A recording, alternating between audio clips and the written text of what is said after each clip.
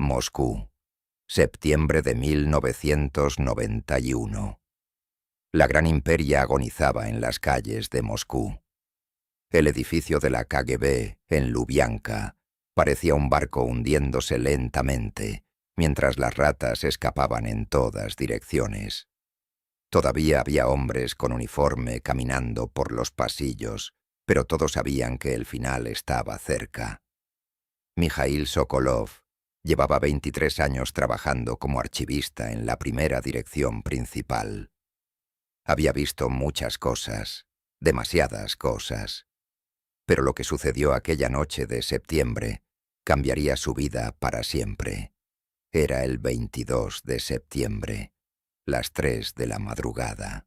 Mikhail recibió una orden extraña. Debía presentarse en el sector especial, ese lugar al que incluso los empleados de la KGB solo podían entrar con un permiso especial. Allí, en el sótano del edificio, detrás de 3 puertas de acero, se guardaban los secretos más terribles del poder soviético. Sokolov abría cajón tras cajón. Documentos de las represiones de Stalin, listas de personas ejecutadas, protocolos de interrogatorios. Pero un sobre hizo que sus manos comenzaran a temblar. Tenía una marca en tinta roja. Operación Heredero. Nivel de secreto. Absoluto. Dentro del sobre había una carpeta de 3 centímetros de grosor. Mikhail la abrió y sintió como el sudor frío brotaba en su frente. El primer documento estaba fechado en abril de 1918. Era un certificado médico, firmado por la partera Ekaterina Lebedeva, un registro de nacimiento en el Kremlin. El nombre de la madre estaba cubierto con una franja negra, pero el nombre del padre estaba escrito claramente. Vladimir Ilich Ulyanov, Lenin. El corazón de Sokolov latía salvajemente. Siguió leyendo. El segundo documento, el tercero, el quinto, el 10º. Con cada página, el horror crecía. Esto no era simplemente la historia de un niño. Era un sistema completo. 5 mujeres, 5 niños, 5 destinos que se disolvieron en la nada. Inessa Arman. Un nombre que todos los escolares soviéticos conocían como la camarada de Lenin. Pero la verdad era diferente. Cartas llenas de pasión y ternura, certificados médicos de embarazo, registros de partos secretos. Vera Belova, enlace de los bolcheviques en París. Natalia Stepanova, secretaria. Lyudmila Novikova, revolucionaria de Polonia. Cada una dio a luz a un niño. Cada niño fue registrado bajo un apellido falso y colocado en un orfanato cerrado. En la carpeta había una tabla, nombre en clave, categoría B1. 47 personas conocían este secreto. Junto a cada nombre había anotaciones. Eliminado 1933. Accidente 1935. Suicidio 1937. Sokolov comprendió que tenía en sus manos la evidencia de la conspiración más monstruosa en la historia del país. Una conspiración que costó la vida a docenas de personas inocentes. Una conspiración por la cual destruyeron a los niños. Los siguientes 3 días, Mikhail no durmió. Hizo copias de los documentos. Los escondió. Pensó a quién podría confiar esta información. La KGB se estaba desmoronando, pero la gente de la vieja guardia todavía estaba en sus puestos. Cualquier filtración significaba la muerte. El 27 de septiembre, Sokolov se reunió con el periodista Konstantin Morozov en un pequeño café en las afueras de Moscú. Morozov era conocido por sus investigaciones sobre las represiones estalinistas. Era uno de los pocos en quien se podía confiar. Mikhail le entregó la carpeta con estas palabras. Lo que está a punto de leer cambiará la historia, pero esté preparado. Por esta verdad mataron y seguirán matando. Morozov abrió la carpeta. Su rostro palideció. Leía página tras página, y con cada minuto sus manos temblaban más fuerte. «Dios mío», susurró finalmente. «Es verdad. Todo esto es verdad. Cada palabra», respondió Sokolov. «Cada fecha, cada nombre, no es ficción. Son hechos escondidos detrás de 70 años de mentiras». Morozov cerró la carpeta y miró a los ojos del archivista. «¿Entiende que ahora ambos somos hombres muertos?» «Lo entiendo», dijo Sokolov. «Pero no podemos guardar silencio. Demasiadas personas murieron para que este secreto quedara enterrado para siempre». Esa noche comenzó una investigación que se extendería durante años. Una investigación que llevaría a Morozov a los archivos de 3 países, que lo obligaría a hablar con descendientes de asesinos y víctimas, que revelaría la verdad sobre la operación más terrible de los servicios especiales soviéticos. La verdad sobre cómo la gran idea devoró a sus propios hijos, en el sentido literal de la palabra. Morozov regresó a su apartamento en Moscú, rodeado de montañas de documentos. La carpeta Operación Heredero yacía abierta frente a él. Durante 3 meses, el periodista había estado estudiando cada página, cada anotación, cada nombre. Y ahora encontró la primera pista. Caso número 1. Dmitri Vladimirovich Kovalev, nacido el 22 de mayo de 1918. El primogénito, la primera víctima de la gran mentira. La historia comenzaba un año antes de su nacimiento, en la primavera de 1917, cuando Petrogrado hervía con la revolución. En ese caos, Lenin conoció a una joven mujer, María Kovaleva. Tenía 24 años y trabajaba en la imprenta del partido. Hermosa, inteligente, dedicada a la causa de la revolución. Los documentos contaban sobre sus encuentros en un apartamento clandestino. María ayudaba a imprimir folletos, organizaba reuniones secretas. Lenin llegaba allí tarde por la noche. Entre ellos surgió una conexión que ocultaban cuidadosamente de todos. A finales del verano de 1917, María entendió. Estaba embarazada. Diciembre de 1991, Morozov continuaba investigando. En los archivos conservados había una nota de María. «Vladimir Ilich, necesito hablar con usted sobre un asunto importante. Nos concierne a ambos». Lo que sucedió después podía reconstruirse a partir de certificados médicos y testimonios de testigos. María fue enviada a Moscú bajo la apariencia de un viaje de trabajo. La instalaron en un pequeño apartamento en Prechistenka. Le asignaron una partera, esa misma Ekaterina Lebedeva, que después recibiría varios partos secretos más. El 22 de mayo de 1918, a las 3 de la madrugada, nació un niño. Un bebé sano y fuerte de 3 kilos 800 gramos. Lebedeva escribió en su diario: «El parto transcurrió bien. La madre y el niño se sienten bien. El padre no estuvo presente. A María le permitieron estar con su hijo solo 3 días. Luego se llevaron al bebé». La versión oficial: la madre murió durante el parto. El niño fue entregado a un orfanato. Pero María permaneció viva. Fue enviada a trabajar a Siberia bajo un nuevo apellido, Petrova. Nunca más vio a su hijo. El niño fue registrado como un expósito de padres desconocidos y colocado en el orfanato moscovita número 7 en Ostosenka. Le dieron un apellido simple, Kovalev. El nombre fue en honor al padre, Dmitri Vladimirovich. El patronímico permaneció como recordatorio del verdadero origen. Morozov encontró a una educadora que trabajó en ese orfanato desde 1919 hasta 1926. Anna Fyodorovna Soloviova, 89 años. Vivía en un pequeño apartamento en Izmailovo. Su memoria era clara y recordaba a Mitya. Era un niño especial. Contaba a Morozov en el invierno de 1992.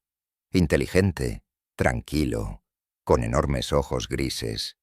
Siempre hubo una actitud especial hacia él. Nosotras, las educadoras, no sabíamos por qué, pero sentíamos que este niño no era ordinario. Mitya creció en el orfanato hasta los 8 años. Estudiaba bien, le gustaba leer, soñaba con ser ingeniero. En 1926 lo trasladaron al orfanato de Yaroslavl número 3. La razón oficial: reorganización de las instituciones infantiles de Moscú. La verdadera: era necesario alejar al niño de la capital. En Yaroslavl, Mitya pasó 10 años, de los 8 a los 18. Los documentos mostraban que era un alumno diligente, dibujaba bien, tocaba la balalaika. Las educadoras notaban su inteligencia y sed de conocimiento. Pero en marzo de 1936 todo se interrumpió. Anna Soloviova, que para entonces también se había trasladado al orfanato de Yaroslavl, recordaba esos días con voz temblorosa. El 15 de marzo, tarde en la noche, un automóvil negro se detuvo junto al orfanato. Salieron 3 hombres con chaquetas de cuero. Tenían documentos de Moscú. Dijeron que Mitya sería transferido a una escuela especial para niños talentosos. Despertaron a Mitya en medio de la noche.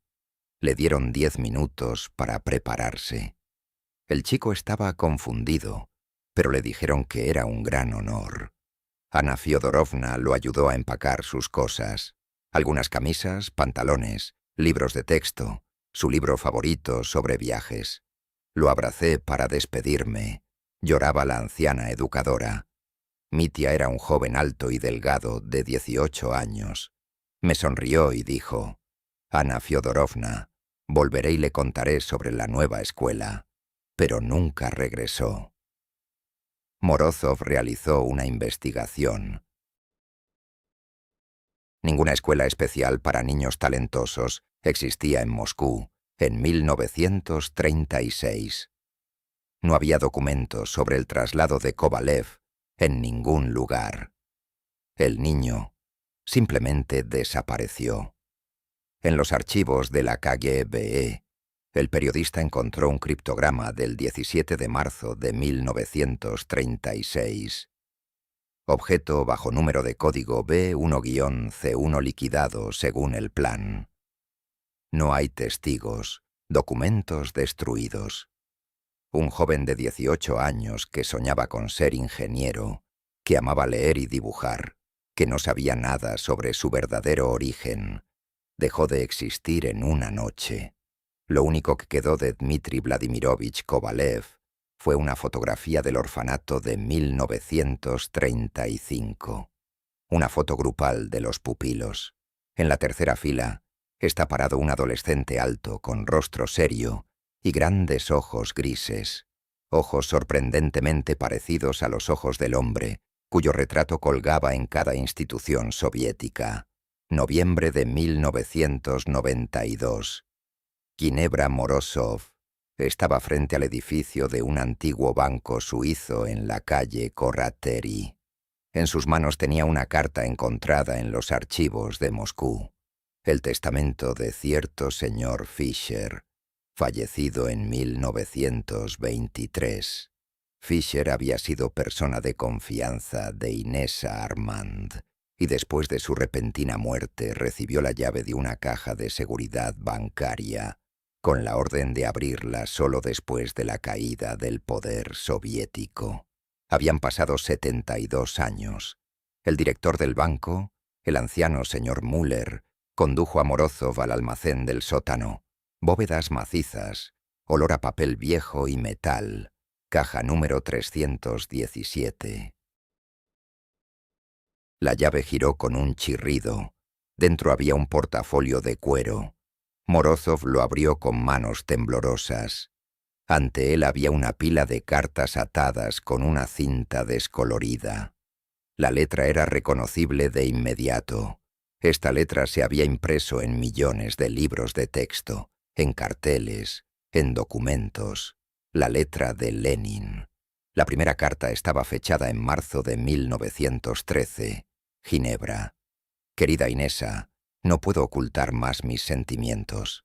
Te has convertido para mí no solo en una camarada, sino... El texto se volvía tan personal que Morozov se sentía testigo de algo profundamente íntimo. Carta tras carta, año tras año. La geografía de la correspondencia abarcaba media Europa. París, Berna, Zúrich, Cracovia. Morozov llegó a la carta de octubre de 1916. Inesa escribía a Lenin desde Zúrich. Vladimir Ilich, debo comunicarle una noticia importante. Las circunstancias se desarrollan de tal manera que tendré que irme de la ciudad por varios meses. Le ruego no preocuparse y no intentar buscarme. Entre líneas se leía aquello de lo que no se podía escribir directamente. Inesa estaba embarazada. En el portafolio se encontraba un certificado médico del doctor Hermann Weber, médico practicante en Zúrich, fechado en noviembre de 1916. Embarazo, 14 semanas. Paciente, Inesa Armand. Enero de 1993. Moscú Morozov. Regresaba a Moscú con los documentos de Ginebra. La historia de Inesa Armand lo había conmovido hasta lo más profundo del alma, pero era solo una de las 5 tragedias. La carpeta Operación Heredero contenía 3 expedientes más. 3 destinos, 3 mujeres que dieron a luz a hijos del líder de la revolución y los perdieron para siempre. El periodista extendía los documentos sobre la mesa de su apartamento. Sistematizaba la información y ante él se dibujaba un cuadro que causaba escalofríos. Esto no era una serie de romances casuales. Era un sistema. Vera Nikolayevna Belova, la primera en orden cronológico. Agencia Bolchevique de París, 1913. Vera tenía 21 años. Había venido de Rusia a estudiar medicina, pero se apasionó por las ideas revolucionarias. Trabajaba como enlace, transmitía correo clandestino, organizaba pisos francos. Lenin visitaba París frecuentemente. Los encuentros con Vera se volvían cada vez más frecuentes y prolongados. A finales de 1914, ella comprendió que estaba embarazada. En los archivos se conservaba su nota a Krupskaya. Sí, precisamente a la esposa de Lenin. Nadezhda Konstantinovna, le ruego tomar en consideración las circunstancias surgidas. Estoy dispuesta a marcharme y nunca recordar mi existencia. Krupskaya respondió brevemente. El partido cuidará de usted y del niño. Enviaron a Vera a un pequeño pueblo en el sur de Francia. El 12 de marzo de 1915 nació su hija. La niña fue llamada Olga. Durante 3 meses Vera crió a su hija sola, pero luego recibió una carta de Suiza. La llamaban para una importante tarea del partido. Cuando Vera llegó a Zúrich, le explicaron: se llevarán al niño y lo colocarán en un lugar seguro. Esto es necesario para la causa de la revolución. Los enemigos pueden usar a su hija como arma contra el partido. Vera lloraba, suplicaba que le dejaran a la niña, pero la decisión era definitiva. A Olga la trasladaron a Rusia después de la Revolución de Febrero y la colocaron en un orfanato de Petrogrado bajo el apellido Sokolova. Un documento del archivo de la KGB decía: objeto B1-3 se encuentra bajo observación permanente. A la madre se le niega el derecho de contacto. Vera Belova vivió hasta 1957. Nunca se casó. Toda su vida trabajó como enfermera en un hospital provincial cerca de Saratov. Antes de morir le contó a su vecina: «Tuve una hija. Me la quitaron cuando tenía 3 meses. Nunca supe qué fue de ella». Su hija Olga desapareció del orfanato en 1932 a la edad de 17 años. El rastro se cortó. Natalia Stepanova. El segundo caso. Moscú, 1921. Natalia trabajaba como asistente en el Sovnarkom. Se ocupaba del flujo de documentos, taquigrafiaba reuniones. Una joven modesta y dedicada al trabajo. Los documentos testimoniaban sobre su relación cercana con Lenin en el periodo de 1920 a 1921. En junio de 1921, Natalia escribió una solicitud de licencia por circunstancias familiares. Estaba embarazada. El parto fue atendido por la misma Ekaterina Lebedeva, la mujer que se convirtió en testigo de todos los nacimientos secretos. El 8 de enero de 1922 nació un niño. Lo llamaron Alexander. A Natalia le permitieron estar con su hijo solo una semana. Luego se llevaron al bebé. Categoría B1 a C4, así decía la anotación en los documentos. Al niño lo enviaron a un orfanato cerrado en Kostromá, donde recibió el apellido Volkov. Natalia regresó al trabajo, pero ya era otra persona. Los colegas recordaban que a menudo lloraba por las noches. Se volvió cerrada y triste. En 1923, la trasladaron a trabajar en el archivo de Nizhny Novgorod. Desapareció del espacio público. Alexander Volkov vivió hasta los 14 años. El último registro sobre él está fechado en marzo de 1936, transferido a institución especial para ulterior contención. No era difícil adivinar qué significaba esta formulación. Lyudmila Novikova, la tercera mujer en esta historia. En realidad su nombre verdadero era Clara Schmidt y era una revolucionaria polaca. Conoció a Lenin en Suiza en 1915. Inteligente, educada, hablaba varios idiomas. Su relación se desarrolló en el contexto de la preparación para la revolución. Clara ayudaba a Lenin con traducciones, organizaba contactos con socialistas europeos. En la primavera de 1916, esperaba un hijo. El 23 de agosto de 1916, en una clínica privada en Berna, nació un niño. Lo llamaron Pavel. Clara pudo vivir con su hijo casi un año. Fue la convivencia más prolongada entre todas las madres. Pero en julio de 1917, cuando la revolución rugía en Rusia, emisarios llegaron a Clara.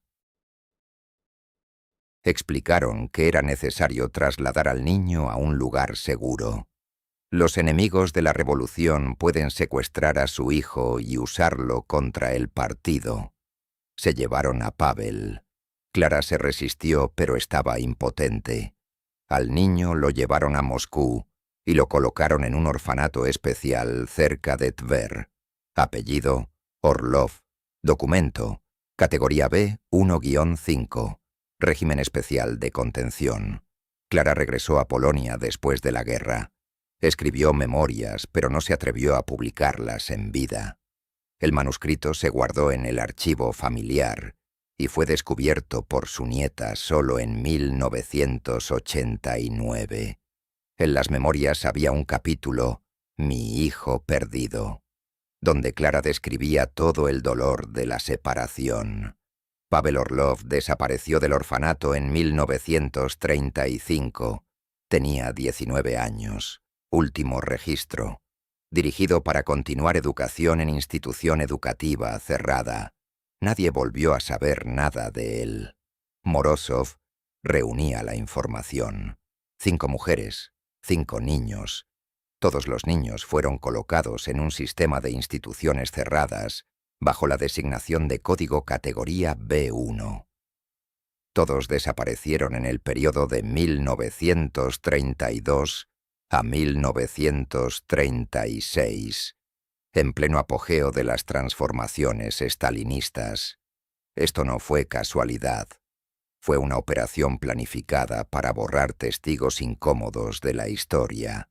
Noviembre de 1922. Moscú. Moscú estaba sumida en el lodo otoñal. En el Kremlin reinaba una atmósfera tensa. La salud de Lenin se deterioraba rápidamente después del infarto de mayo. El poder gradualmente fluía hacia otras manos, y una de esas manos pertenecía a Joseph Vissarionovich Stalin. El 7 de noviembre, en el aniversario de la Revolución, ocurrió un encuentro que cambiaría todo. Félix Edmundovich Dzerzhinsky, jefe de la Cheka, llegó al despacho de Stalin con una voluminosa carpeta bajo el brazo. La reunión no fue registrada en ningún diario. La guardia recibió la orden de no dejar entrar a nadie. Morozov encontró testimonio de este encuentro en el diario personal del secretario de Dzerzhinsky. El registro era lacónico. 7 de noviembre. Entregué a Ive materiales de importancia especial. La conversación duró 4 horas. Salió pálido. Lo que había en esa carpeta podía reconstruirse por los acontecimientos posteriores. Era un expediente completo sobre los hijos de Lenin. 5 nombres, 5 direcciones de orfanatos, certificados médicos, cartas de las madres, testimonios de testigos y una lista de 47 personas que conocían este secreto. Imaginé esta escena. Stalin sentado detrás del macizo escritorio, hojeando los documentos. Con cada página, su rostro se volvía más pensativo. Comprendía que ante él no había simplemente material comprometedor sobre el líder de la revolución. Era un arma que podía tanto fortalecer su poder como destruir todo el sistema. Lenin todavía estaba vivo, aunque gravemente enfermo. Pero ¿qué pasaría después de su muerte? Estos niños eran herederos legítimos del fundador del Estado soviético. Podían convertirse en símbolo para quienes quisieran disputar el nuevo poder. Eran pruebas vivientes de que el líder era un hombre ordinario con debilidades y secretos. Stalin tomó la decisión rápidamente. Al día siguiente se reunió con Nadezhda Konstantinovna Krupskaya, la esposa de Lenin. La conversación tuvo lugar en su apartamento del Kremlin. No se conservaron documentos sobre este encuentro, pero los recuerdos del servicio doméstico daban idea de la intensidad de las pasiones. La criada María Ivanovna contaba después. Joseph Vissarionovich vino por la tarde. Nadezhda Konstantinovna lo recibió en el despacho. La conversación fue larga. Escuché cómo ella lloraba. Cuando Stalin se fue, Nadezhda Konstantinovna estaba sentada junto a la ventana mirando la oscuridad. Parecía haber envejecido 10 años. Krupskaya sabía, siempre supo sobre los niños. Más aún, ayudó a organizar su ocultamiento. La revolución exigía sacrificios, y ella aceptó este sacrificio. Pero ahora Stalin le hizo entender que la era de la vieja guardia estaba terminando. El nuevo poder decidiría el destino de estos niños a su manera. Durante los siguientes 2 meses, Stalin estudió metódicamente a cada persona de la lista. ¿Quiénes eran estas personas? La partera Lebedeva que atendió los partos, el doctor Rosenblum, que extendía certificados, la archivista Pavlova que tramitaba documentos, educadoras de orfanatos, correos del partido, guardias, secretarias. Cada uno de ellos era portador de un conocimiento peligroso. Cada uno podía hablar en cualquier momento. Y en condiciones de creciente lucha interna del partido, tal información se convertía en dinamita. El 23 de enero de 1923, Stalin convocó una reunión cerrada. Solo asistieron 3 personas: Dzerzhinsky, Yagoda y él mismo. No se llevó acta de la sesión. Sobre el contenido de la conversación, solo se podía juzgar por los acontecimientos posteriores. Una semana después de este encuentro ocurrió la primera desgracia. Ekaterina Lebedeva, la partera que atendió los partos secretos, falleció repentinamente en su apartamento. Causa oficial: ataque cardíaco. Tenía 49 años y nunca se había quejado de problemas de salud. Un mes después, la segunda. El doctor Rosenblum pereció en un accidente ferroviario. Los testigos afirmaban que cayó a las vías, pero algunos notaban un detalle extraño. En el andén en ese momento había 2 hombres con chaquetas de cuero que desaparecieron inmediatamente después del incidente. La archivista Pavlova enfermó de tifus y murió en el hospital en marzo. Los registros médicos parecían impecables, pero sus colegas susurraban: la mujer estaba completamente sana la víspera. Para el verano de 1923, de la lista de 47 personas quedaban vivas 39. 8 habían fallecido bajo diversas circunstancias.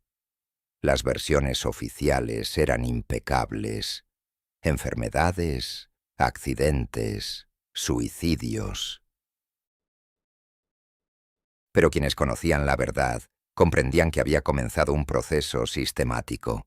Morozov descubrió en los archivos un telegrama cifrado de mayo de 1923. Remitente: Dzerzhinsky. Destinatario: jefes de divisiones regionales de la Checa. El texto era breve: Operación Silencio entra en fase activa. Lista adjunta. Métodos lo más naturales posible. Plazo: hasta fin de año. Esto fue el comienzo de una operación grandiosa para borrar el pasado incómodo. Una operación que se extendería durante años y cobraría decenas de vidas. Pero lo más terrible estaba por delante. Los testigos eran una cosa, pero ¿qué hacer con los propios niños? Crecían, maduraban, se convertían en personalidades. Tarde o temprano alguien podía hablar de más, alguien podía notar el parecido, alguien podía comenzar a hacer preguntas. Stalin comprendía. No era suficiente silenciar a los testigos. Era necesario eliminar la causa misma del peligro. Y en su conciencia comenzó a formarse el plan de la operación, que entraría en la historia bajo el nombre, en código, borrado. Febrero de 1933. Moscú. En las profundidades del edificio de Lubianka, detrás de 3 puertas de acero, se reunía una conferencia de la que nadie sabría. 4 hombres se inclinaban sobre un mapa de la Unión Soviética salpicado de marcas rojas. Genrikh Yagoda, jefe de la OGPU. Yakov Agranov, su adjunto.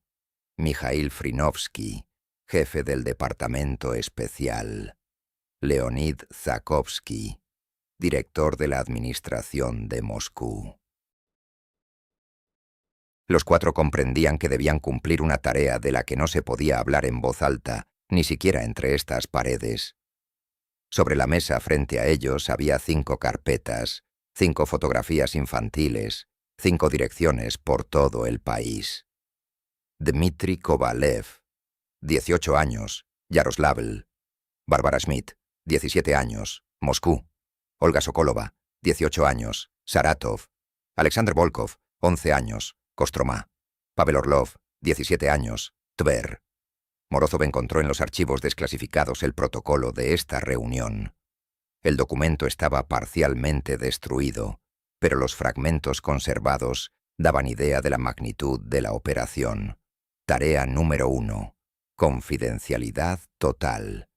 Ninguna conexión entre los casos. Diferentes regiones, diferentes métodos, diferentes plazos. Los objetos no deben conocer la verdadera razón. El plan se desarrolló durante meses. Estudiaron a cada niño, dónde estudiaba, con quién se comunicaba, qué hábitos tenía, en quién confiaba.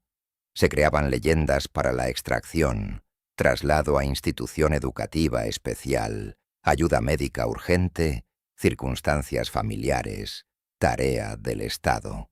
La primera en desaparecer fue Olga Sokolova. Mayo de 1933. Saratov. Un automóvil con representantes de la capital se detuvo junto al orfanato. Anunciaron que Olga había sido seleccionada para estudiar en un prestigioso instituto moscovita. La joven estaba feliz. Parecía una suerte increíble. La educadora Anna Mikhailovna la ayudaba a prepararse. Olga estaba tan alegre, recordaba después a Morozov. Decía que finalmente su vida cambiaría. Prometió escribir cartas, pero las cartas nunca llegaron. Se llevaron a Olga. El automóvil se dirigió no hacia Moscú, sino en dirección opuesta. Más adelante el rastro se cortaba. En los archivos del NKV de solo había un registro breve. Objeto B1-C3. Operación completada exitosamente. 15 de mayo de 1933. Un mes después llegó el turno de Pavel Orlov. Junio. Orfanato cerca de Tver. Al director llegaron representantes del Komsomol con la propuesta de enviar a los mejores pupilos a un campamento de verano en las montañas del Cáucaso. Pavel adoraba las montañas y aceptó con entusiasmo.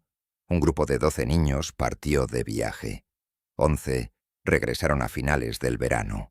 Pavel no estaba entre ellos.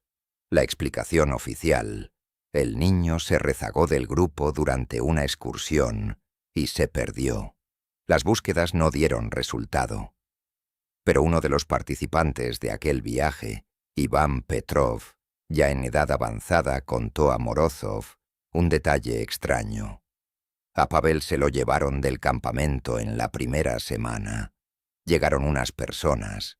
Dijeron que su madre se había enfermado, que era urgente irse. No lo vimos más.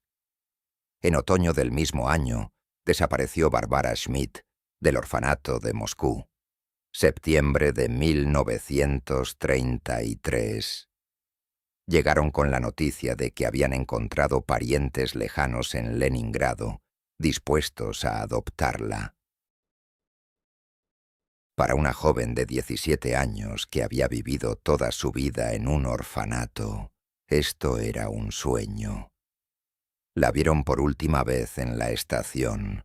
Subía al tren con 2 mujeres que se presentaron como tías. El tren partió hacia Leningrado, pero ningún pariente de Barbara existía en esa ciudad. Registro en el expediente. Objeto B1-2. Traslado completado el 7 de septiembre. El invierno trajo tragedia a Kostroma. Diciembre de 1933. Alexander Volkov, de 11 años, enfermó de escarlatina.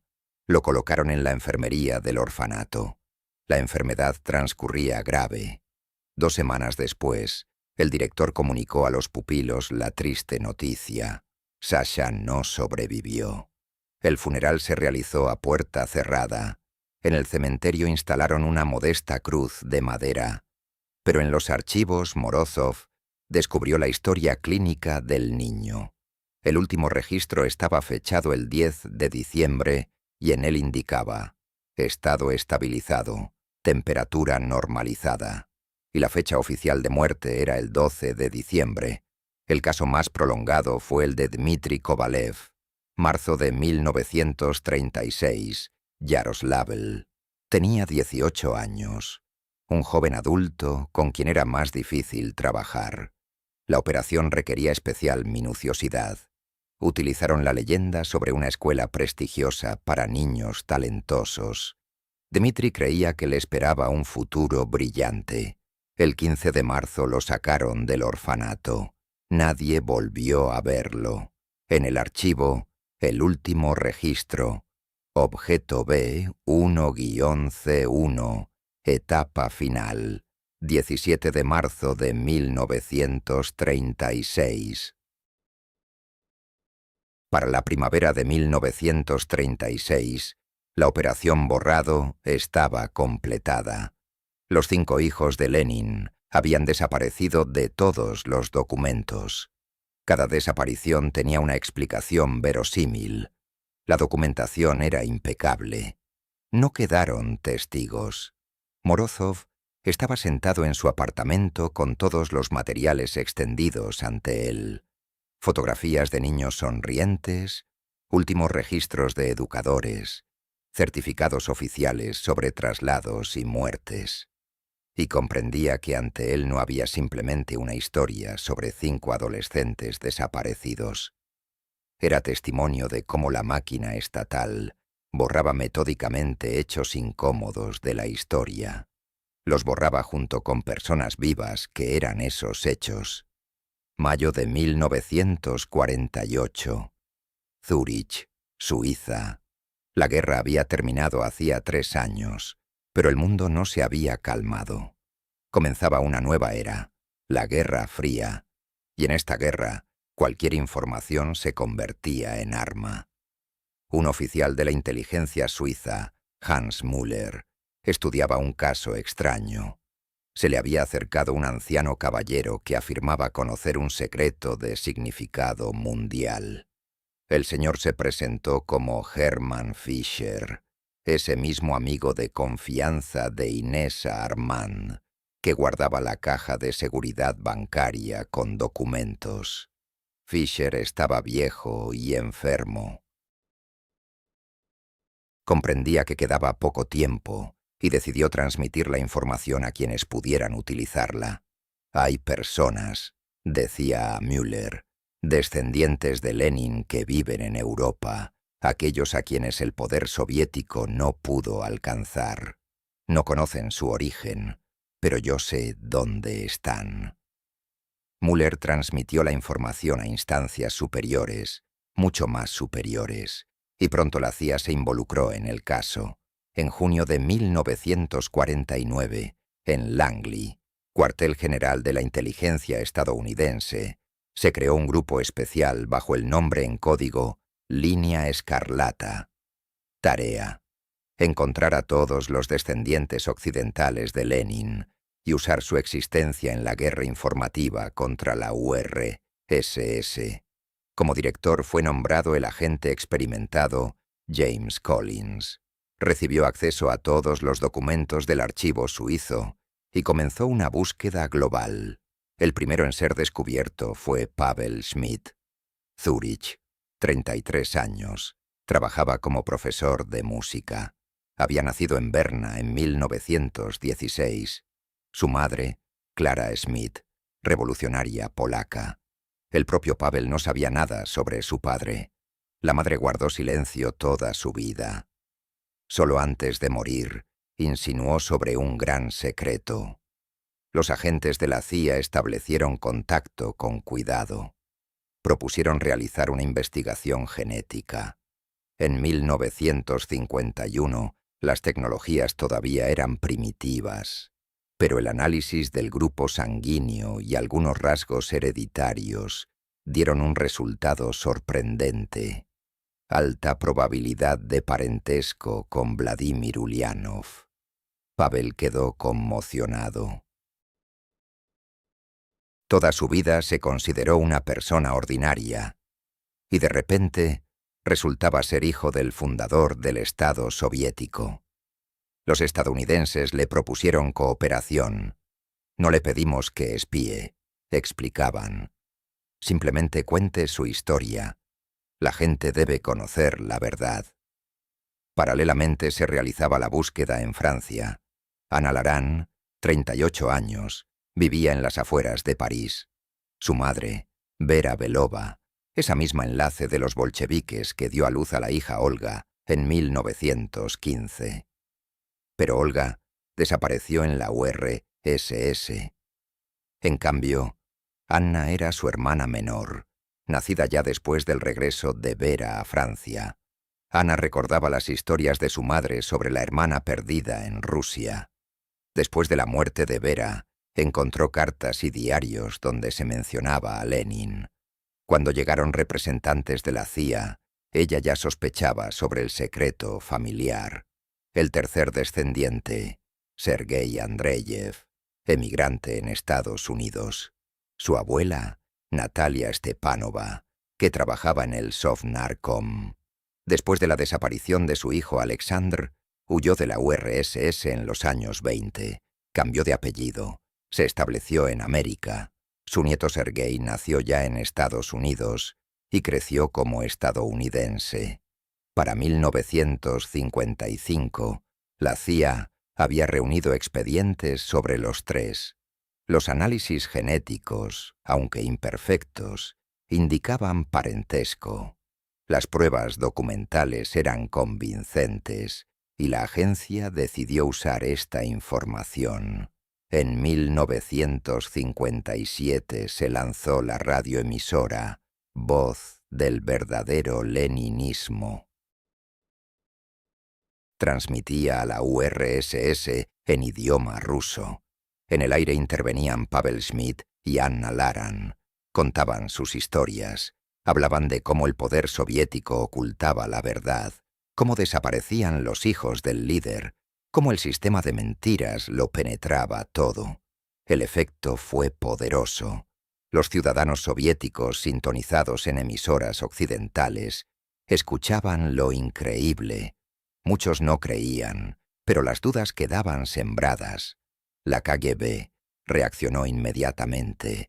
Se creó un grupo especial para neutralizar a los descendientes occidentales. Las acciones abiertas eran imposibles. Causarían un escándalo internacional. Se requerían métodos sutiles. En 1959 comenzó una operación de descrédito. En periódicos europeos aparecieron artículos afirmando que toda la historia era una falsificación de la CIA. Se publicaron análisis genéticos independientes que refutaban el parentesco. Se contrataron periodistas que escribían materiales de denuncia. Pavel Schmidt comenzó a sufrir fracasos extraños. Perdió el trabajo en la escuela debido a denuncias anónimas. Su reputación sufrió por la difusión de material comprometedor. En 1967 falleció repentinamente en su apartamento de Zúrich. Causa oficial: ataque cardíaco. Tenía 51 años. Anna Laran fue sometida a presión a través de su familia. Comenzaron a amenazar a sus hijos. Recibía cartas anónimas exigiendo cesar las intervenciones. En 1962 anunció el cese de la cooperación con los estadounidenses y se retiró a la sombra. Sergei Andreyev, viviendo en Estados Unidos bajo protección de los servicios especiales, continuó su actividad, pero su influencia era limitada. La mayoría consideraba toda la historia una invención propagandística. Diciembre de 1965. Moscú. Sobre el escritorio de Leonid Ilich Brezhnev cayó una carpeta secreta. En la cubierta, el sello, importancia especial, para el secretario general personalmente. Dentro había un informe de la KGB sobre los hijos de Lenin, 200 páginas que abarcaban el período de 1913 a 1965. Brezhnev leía y palidecía. Comprendía que esta información era más peligrosa que cualquier arma. La URSS estaba construida sobre el culto a Lenin. La imagen del líder debía ser impecable, y aquí había vida personal, hijos de diferentes mujeres, operación estatal para su desaparición. Si la verdad salía afuera, se derrumbaría toda la construcción ideológica. Agosto de 1991. Moscú. El 22 de agosto de 1991, el golpe de Estado fracasó. La KGB quedó desacreditada. El sistema se desmoronaba. Ese mismo día, el archivista Mikhail Sokolov tomó una decisión. Comprendía, era ahora o nunca. La KGB se desintegraba, las viejas estructuras desaparecían, pero pronto aparecerían nuevas. Era necesario actuar. Sacó del escondite la carpeta Operación Heredero, que había ocultado durante 4 años. Se puso en contacto con Konstantin Morozov, el periodista conocido por sus materiales críticos, y le entregó todo. Morozov recibió los documentos el 27 de septiembre de 1991. Ese mismo día comenzaba la investigación que se extendería durante una década. Paralelamente ocurría otro acontecimiento importante. Oleg Kalugin, ex general de la KGB emigrado a Estados Unidos, concedía una serie de entrevistas. Relataba sobre operaciones secretas de los servicios especiales soviéticos y, entre otras cosas, mencionaba la operación para limpiar hechos incómodos de la biografía del líder. Sus testimonios causaron sensación. La prensa occidental publicó los materiales. La información se filtraba de vuelta a Rusia a través de emisoras de radio y periódicos.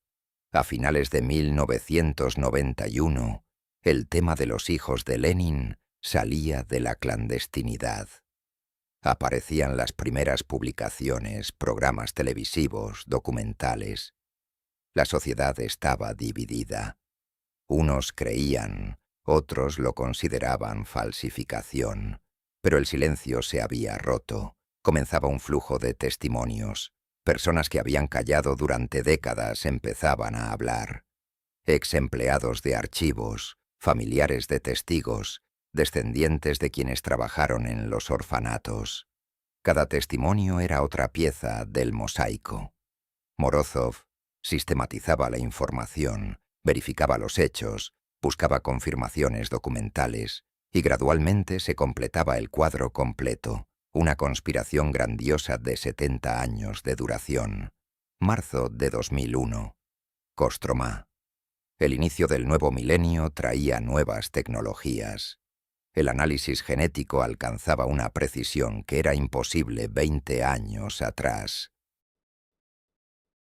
Precisamente esta tecnología dio a Morozov el último argumento decisivo en su investigación.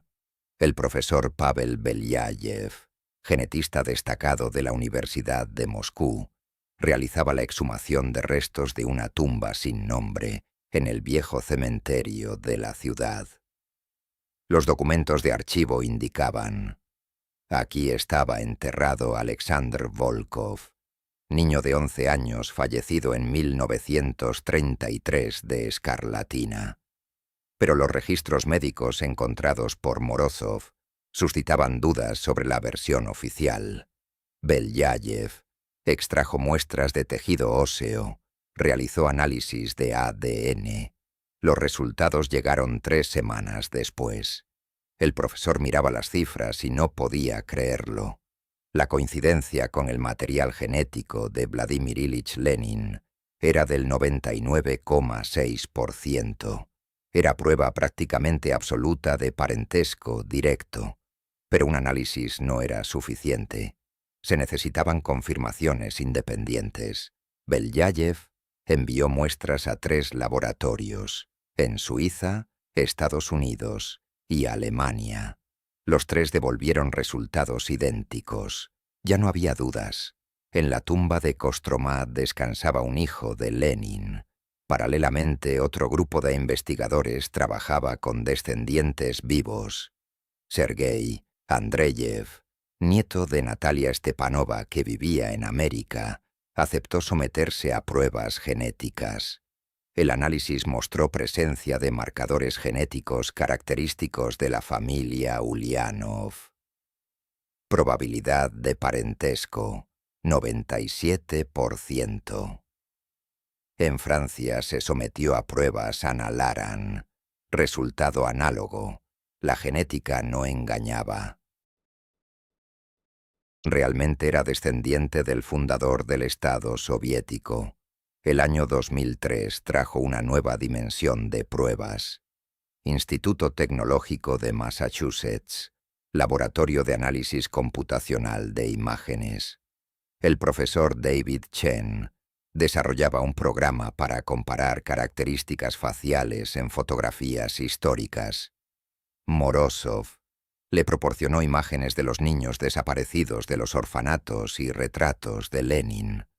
La computadora analizó cientos de parámetros: forma del cráneo, ubicación de los ojos, estructura de la nariz, línea del mentón, proporciones del rostro. Los resultados eran asombrosos. La probabilidad de parentesco biológico según el fotoanálisis superaba el 90%. Pero las pruebas no se limitaban a la ciencia. En 2005, el nieto de Félix Dzerzhinsky, Alexander Felixovich, de 70 años, decidió romper el silencio familiar. Se reunió con Morozov y le entregó el archivo familiar: cartas del abuelo, registros personales, documentos.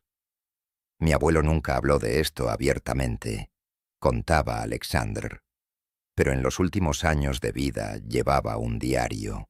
Allí hay registros sobre la operación más difícil, sobre la orden que lo persiguió hasta el final de sus días. Escribía sobre los hijos de Lenin, sobre que conocía la verdad y callaba. Reconocimiento similar llegó de los descendientes de Genrikh Yagoda. Su bisnieta entregó a Morozov documentos familiares. Entre ellos había una carta de Yagoda a su esposa, escrita antes de su detención en 1937. Si desaparezco, que sepas que cumplí órdenes. Órdenes terribles, pero las cumplí, y ahora pago el precio. En 2008, el Vaticano abrió parte de los archivos secretos del período 1917 a 1920. Entre los documentos había informes del nuncio papal desde Rusia. En uno de ellos, fechado en 1919, se contenía información sorprendente. Se han recibido datos sobre partos secretos en el Kremlin. La fuente merece confianza. Posiblemente el nuevo gobernante de Rusia tenga hijos ilegítimos. La Iglesia Católica sabía ya en 1919, pero callaba, sin querer inmiscuirse en los asuntos internos de otro Estado. La investigación más sensacional ocurrió en 2017. Un grupo de científicos independientes obtuvo permiso para análisis genético de la momia de Lenin en el mausoleo, oficialmente para verificar el estado del embalsamamiento, extraoficialmente para crear un perfil genético completo. La investigación se realizó en secreto de las autoridades. Los científicos tomaron muestras microscópicas de tejidos, crearon un mapa completo del ADN y luego lo compararon con las muestras obtenidas anteriormente de restos de los niños y descendientes vivos. Los resultados se publicaron en una revista científica internacional en 2018. El artículo se titulaba «Genealogía genética de personalidades históricas. El caso de la familia Ulyanov». Las conclusiones eran inequívocas. Existieron al menos 5 descendientes directos de Vladimir Ilich Lenin. Para 2001, Morozov había acumulado una masa crítica de pruebas, documentos de archivo, testimonios de testigos, análisis genéticos, investigaciones computacionales, fuentes internacionales, archivos familiares de funcionarios de alto rango. Todo señalaba una cosa: la historia de los hijos de Lenin era verdad. 2024. Moscú. Morozov tiene 73 años. Está sentado en su apartamento de Moscú, rodeado de archivos de 30 años de trabajo, y reflexiona sobre por qué el Estado cometió un crimen tan monstruoso. La respuesta se componía de varios factores. Primero, el mito ideológico. El poder soviético construyó todo el sistema sobre el culto a Lenin. El líder debía ser impecable, el santo de la revolución. La existencia de hijos de diferentes mujeres destruía esta imagen. Segundo, legitimidad del poder. Si los hijos de Lenin hubieran permanecido vivos, podrían haber pretendido un estatus especial, convertirse en símbolo para la oposición. Tercero, prestigio internacional. La URSS se posicionaba como estado de nueva moralidad. La historia con los niños socavaba esta imagen. Cuarto y el más cínico. Necesidad práctica. Habiendo comenzado la operación para ocultar la verdad, el poder no podía detenerse. Cada nueva acción generaba la necesidad de la siguiente. Morozov cierra la última carpeta. 33 años de investigación, decenas de países, cientos de entrevistas, miles de documentos. Y ante él está el cuadro completo de una de las conspiraciones más monstruosas del siglo XX.